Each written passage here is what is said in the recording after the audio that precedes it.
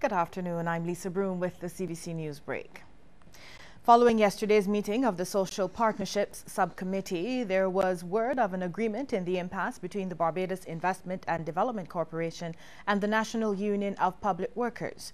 Well, now, Minister of Labour, Senator Dr. Esther Byers, says there have been some inconsistencies in what has been reported in sections of the press.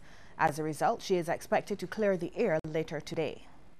Essentially, having chaired the meeting yesterday of the Social Partnership Subcommittee, in my capacity as chair, I will be issuing a statement to advise on what was actually agreed to coming out of that meeting. At the center of the dispute was the retiring of what the BIDC says are 10 workers, all reportedly over the age of 60.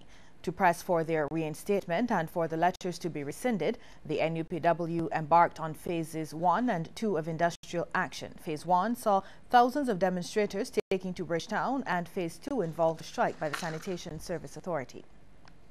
Well, the Labour Minister's comments on the impasse came after she toured the Youth Agripreneurship Incubator Program, which entails aquaponics farming. She called on businesses to give young people hands-on experience, since there are many individuals who have paper qualifications but lack the practical aspect.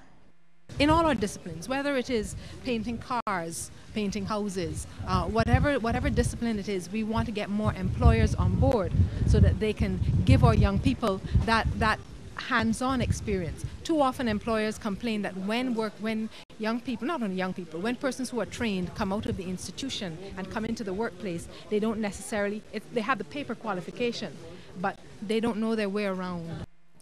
The project is being funded by the European Union through the Human Resource Development Strategy of Barbados.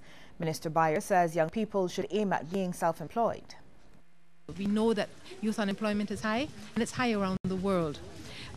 Just yesterday I was reading in the US their unemployment figures are around 6%, and youth unemployment there's around 18%. And across the world you find youth unemployment figures are roughly about 3 times the unemployment for the rest of the population. So one of the ways to address that is, rather than having young people going knocking on doors to say, here I am, I need a job, are you interested? They're saying, here, I have this skill, I can take what I have and turn it into something.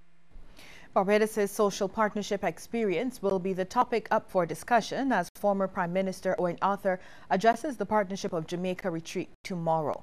The retreat will be chaired by Jamaica's Prime Minister Portia Simpson Miller. It is the second since Jamaica's partnership agreement was signed by the government, trade unions, the private sector and civil society in July 2013. Barbados, which signed its first partnership agreement in 1993, has often been cited as a social partnership model. Mr. Arthur will review the Barbadian partnership experience over several agreements and will lead discussions on possible lessons for Jamaica.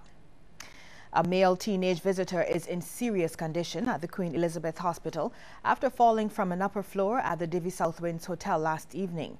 CBC understands he fell from the 5th floor of the St. Lawrence Christchurch property, was taken to hospital by ambulance and underwent surgery. The circumstances surrounding the incident have not been revealed. Police are investigating the matter. Attempts to get a comment from top officials at Divi South Winds have so far proved unsuccessful. Meanwhile, at least 2 people were injured in a 2-car smash-up around 2 this morning on Maxwell Main Road, Christchurch. A Canadian visitor, the driver of one of the vehicles, suffered head injuries and was taken to the QEH in serious condition. There's no word on the condition of his female companion. Andrew Maynard was the driver of the other vehicle involved. He complained of neck and back pains. With greater focus being placed on historic Bridgetown and its garrison, more Barbadians are gravitating towards heritage, folk and history. The related events being staged are being patronized, and Cultural Officer for Music at the National Cultural Foundation, Ronald Davis, says these shows and products can be used to educate Barbadian youth. Mr. Davis, himself a writer, would like to see greater interest in folk. He was a guest on CBC TV8's program, Morning Barbados. What we are trying to do at the National Cultural Foundation, we just concluded our voice training workshop. Actually, we had a graduation ceremony for those persons and the students.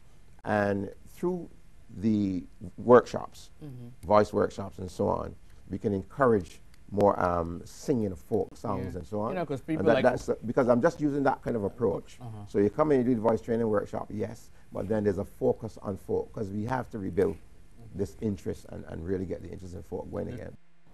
Mr. Davis says Barbados can look forward to a grand show on July 24th for the Crop Over Stopover Evening of Folk at the Frank Cullimore Hall.